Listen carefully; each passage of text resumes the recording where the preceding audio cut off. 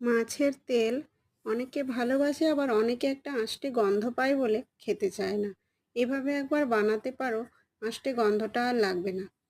অল্প করে তেল দেবে, দিয়ে দুটো তিনটে শুকনো লঙ্কা ফোড়ন দেবে, আর কুচনো পেঁয়াজ দিয়ে দেবে।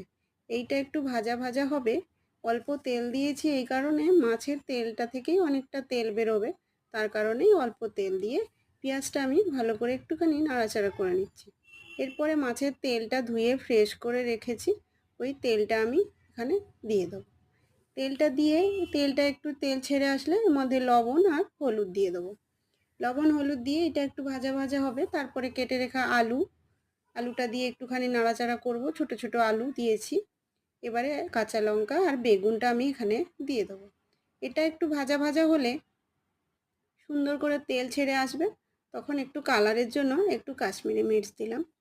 এটা আবার একটু তেল ছেড়ে ভালো করে কষে আসলে গরম মশলা দিয়ে দেবো নামানোর আগে। গরম মশলাটা দিলেই আর এই আঁশটে গন্ধটা তোমাদের লাগবে না। এবারে আমার তেলটা দেখো কি সুন্দর রেডি হয়ে গেছে। এটা গরম ভাতের সঙ্গে খেতে হবে, তাহলেই তোমাদের আর গন্ধ লাগবে না, যেহেতু গরম মশলাটা দেওয়া হয়ে গেছে আর একটুও গন্ধ লাগবে না।